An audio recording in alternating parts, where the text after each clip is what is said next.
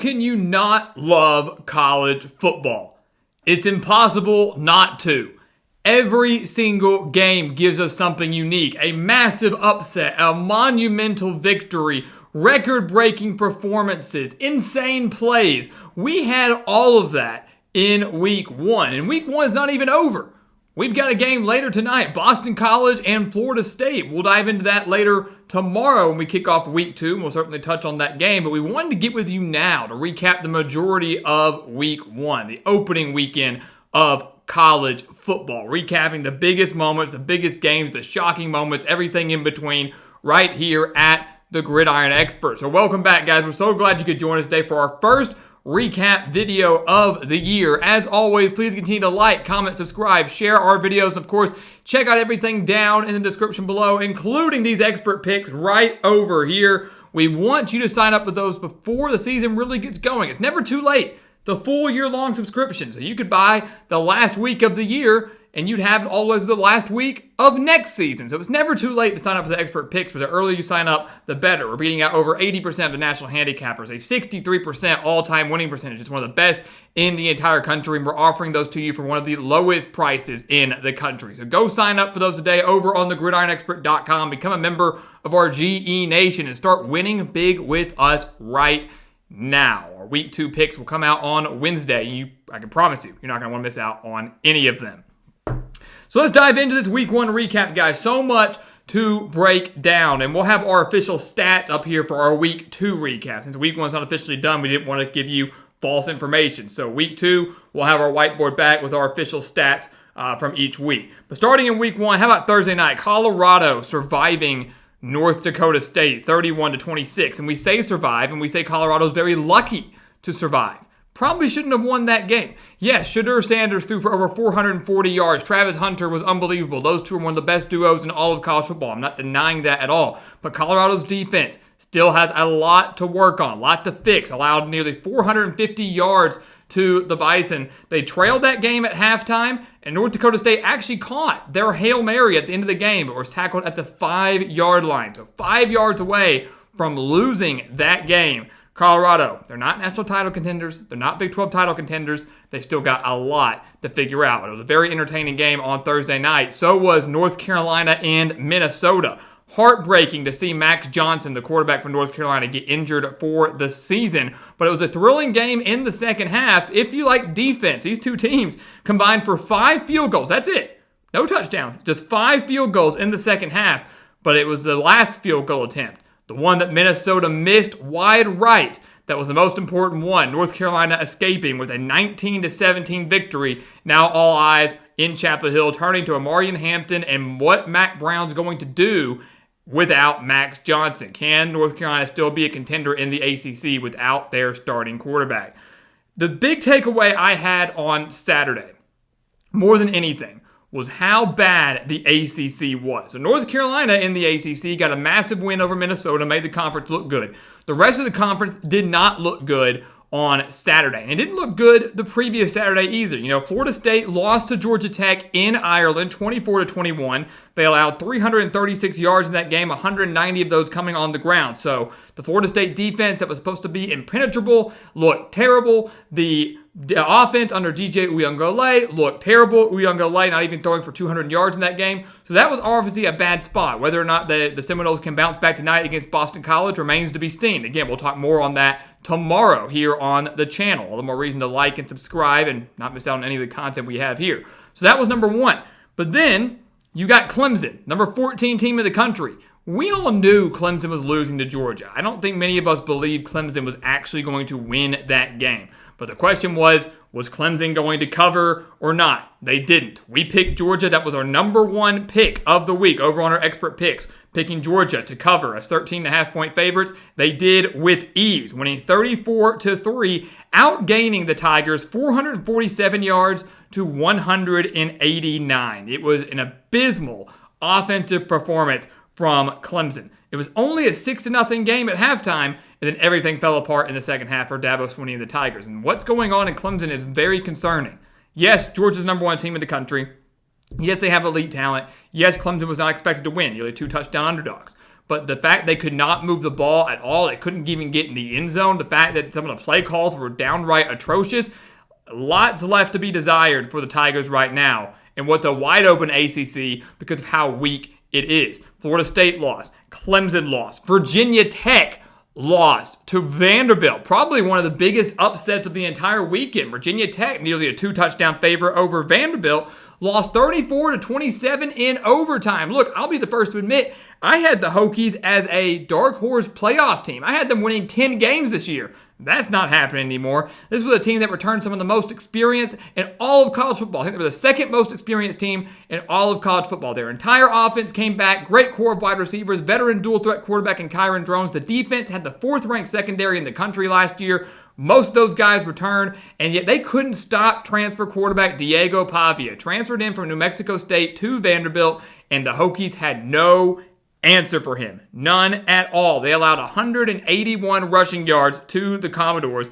Virginia Tech only mustered 75 rushing yards of their own. They were down 17-0, battled all the way back to take a 27-20 lead with 4:20 left, and still found a way to lose the game, allowing Vanderbilt to go down, tie the game, score first in overtime, and the Hokies couldn't tie it up in the first overtime and lost. Massive, massive upset. Massive win for Clark Lee, but a very disappointing loss for a Virginia Tech team that had very high expectations, but clearly are not going to meet them in 2024. So you got Florida State losing, you got UNC losing their star quarterback, you've got Clemson losing, you got Virginia Tech losing. Some of the best teams, or what we thought were going to be the best teams in the ACC, all struggled and lost mightily this week. But maybe the best team in the ACC is not Clemson, it's not Florida State, it's Miami. They put on a good showing for the conference and for the U. What a win for Mario Cristobal and the Hurricanes. They beat Florida in the swamp, 41-17, outgaining the Gators 529 yards to 261. And they easily would have held Florida to under 200 yards on the day had it not been for that one big play, that 71-yard rushing touchdown by Montrell Johnson. This is a very dangerous Miami team. Cam Ward looked like a seasoned veteran. I mean, he is. He played multiple years at Washington State, was the most coveted transfer quarterback in the portal, comes to Miami, throws for 385 yards and 3 touchdowns in his Miami debut. The defense looked great. I mean, it was almost a dang near flawless performance from Miami. Billy Napier will be fired mid-year at Florida. We can promise you that. The Gators just look downright god-awful. Miami, on the other hand, looks like a true college football playoff and ACC title contender. Yes, it was just the first game, but to go in to the swamp, one of the most difficult places to play in the country, and act like you were playing it in your own backyard is very, very difficult to do. Not many teams can do that, especially in the sweltering Florida heat, a 2:30 game down in Gainesville. Miami looked all the part as the best team of the conference. I would rank them as the best team of this conference, and they will be a force to be reckoned with all season long if they can continue to play like this. Hurricanes looking great. Florida looking really, really bad. We knew they weren't going to be very good because of the schedule. Now we think they might not be very good because of the schedule and the poor talent and poor coaching that the Gators have. How about we stay out east? We go to West Virginia. Number 8 Penn State taking down the Mountaineers 34-12. Very convincing win for the Nittany Lions in a game that was longer than expected because that very long rain delay didn't faze Penn State at all. And the concern going into this game, I saw a lot of people picking Penn State to win this game, or lose this game over West Virginia. A lot of people love the Mountaineers, won 9 games last year, returned a lot of talent. Penn State, 2 new coordinators, and Andy Kotelnicki and Tom Allen. Were they going to be able to gel that quickly in Morgantown? A lot of people are picking West Virginia. The Mountaineers didn't show up. Or maybe you should say Penn State looks all the part as a playoff contender and that the fact they lost 2 coordinators isn't going to faze them one bit. The offense was fantastic. 457 yards of offense. Drew Aller, 216 yards, 3 touchdowns. Actually looked like Penn State had a competent passing attack. The defense looked all the part as one of the nation's best once again. We were concerned about West Virginia and their running game, all the rushing talent they had coming back, including their quarterback Garrett Green. Penn State held that team to just, 85 rushing yards on the day.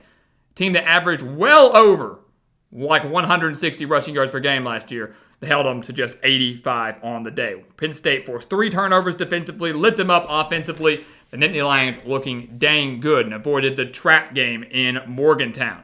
Maybe one of the better games of the day.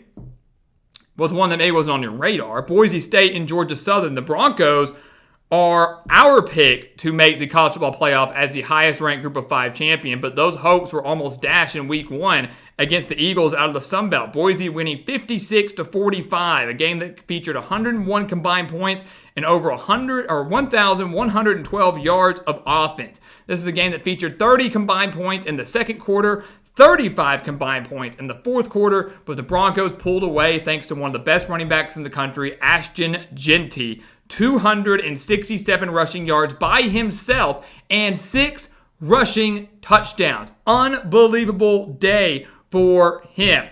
Not a great day for Boise State across the board. Probably shouldn't have struggled as much as they did against Georgia Southern. Now they've got a game in week 2 coming up against Oregon, who struggled mightily against Idaho somehow. So maybe that game will be closer than we thought. Who knows? But a big-time win for Boise State as they begin their quest for a college football playoff berth. It was a very, very fun game to watch if you love offense. If you love defense, you'd want to go to College Station. Number 7, Notre Dame, surviving number 20, Texas A&M, 23-13. This was the game that went exactly how we expected, except I took Texas A&M. Notre Dame got the win. But we said in our prediction video, this was going to be a low-scoring game. A couple fighters feeling each other out. Mike Elko trying to outcoach his former quarterback in Riley Leonard, now the quarterback at Notre Dame. A lot of key new pieces for both of these programs because a 12th man lead the Aggies to a victory. We didn't expect a lot of points to be scored here, and that's exactly what happened. This hit the under mightily, only 36 combined points. And this was a game that was just 6-6 at halftime and 13-13 late in the fourth quarter before Jeremiah Love broke out on that 21-yard run with a minute 54 left to give Notre Dame the 7-point lead. They got a defensive stop, kicked that late field goal to officially put the game away. The Notre Dame defense, give them an A+, man. Held Texas A&M to 246 yards of offense, forced 2 turnovers, and held Connor Wigman in this passing attack that we expected way more from to just 100 yards passing on the day. Unbelievable defensive performance from a unit that was a top 10 defensive unit last year, and as we predicted, will be once again this year. Riley Leonard had 158 yards in his debut with the Fighting Irish, and I'll tell you right now, this win solidified Notre Dame as a college football playoff team. They are in the college football playoff, barring any ridiculous upsets, and I don't envision that happening. They are a college football playoff team. We had Notre Dame as an 11-1 team, their only loss coming here at Texas A&M. They proved us wrong. They got the win. I don't think they lose a single game the rest of the year. If they do, they're still going to the playoff, but I do view this team now as a team that could very well go undefeated after what I saw on Saturday. Great performance by Marcus Freeman's squad. And then finally, how about the game in Vegas on Sunday night? Number 23, USC, upsetting number 13, LSU, 27-20. Another great game, but another very disappointing start to the year for LSU, who has now dropped their 5th straight season opener. 5th year in a row that LSU is starting 0-1. And I'll tell you, this was a much more lower scoring game than I thought. The over-under was like in the 60s for this game. Only 47 combined points. So credit to both these defenses for really stepping it up. USC and LSU, neither had great defenses last year. I would say both looked improved this Sunday in Vegas. All eyes, though, more so were on the quarterbacks. Miller Moss of USC, Garrett Nussmeier of LSU, both replacing generational quarterbacks, replacing Jaden Daniels at LSU, replacing Caleb Williams at USC. Miller Moss looked fantastic, 378 yards and a touchdown in this game. Nussmeier looked fantastic, over 300 yards, 2 touchdowns, and that late interception that really didn't matter because there were only 8 seconds left, and LSU definitely was not going to get a touchdown on that final drive. More than anything, it was the mistakes for LSU that cost them this game. 10 penalties on the Tigers for 99 yards. That late targeting call on USC's final drive was huge. And that defensive breakdown as a whole was a tie game at this point. LSU just needed to get a stop, try to get the game to overtime. The defense could not hold. It was improved across the majority of the game. Couldn't come through late in the final minutes. And again, that targeting call ended up proving very costly, putting USC within the 10-yard line, obviously scoring on a rushing touchdown instead of settling for a field goal. But this was a great game and really showed us a lot about USC, a team that we didn't really know what to expect from this year, but now has a lot of momentum in their first year in the Big Ten. Going to shoot up in the rankings, 1-0 with a win over a quality SEC opponent. Maybe the sky is the limit in year 1 in the Big Ten for Lincoln Riley's squad. Maybe they'll be better than we thought, more competitive than we thought. Can the same be said for LSU? They've started 0-1 each of the last 5 years. Brian Kelly has righted the ship the last 2 years, winning 10 games each of these last 2 years despite the unfortunate starts. Can the same be said now in 2024? A lot to be seen for both of these teams, but a fantastic game out in Vegas and a pretty big upset, if you ask me. So guys, again, how can you not love college football? We saw some fantastic performances, some big-time upsets, some shootouts, some defensive battles. I mean, everything you wanted, this is what we got in week 1. And the beauty of it is it's just week 1, right? This was the beginning. If this is the beginning, I can't wait to see what the rest of the season has in store. And of course, we'll have you covered every step of the way. We begin our week 2 coverage tomorrow, right here on the channel. We're going to have content every single day for you here on our channel. So go check it out. Like, comment, subscribe, share the videos, become a member of our GE Nation. You do not want to miss out on anything we've got. This is your home for college football this season. Again, check out everything down in the description below. We've got our newsletters with additional content there, our exclusive betting newsletter if you sign up for our expert picks. I think the stats speak for themselves. Our track record speaks for themselves. We want you to go sign up for those today. Become a member of our GE Nation. Will be the best decision you make all season long. We can absolutely promise you that. And again, our week 2 picks coming out in just a few days. So hurry up and jump on those. Our NFL picks also joining the fold this week as the NFL begins on Thursday. So all the more reason to go sign up as soon as you can. And once again, guys, as always, thank you so much for watching. And we'll see you next time right here on the Gridiron Expert.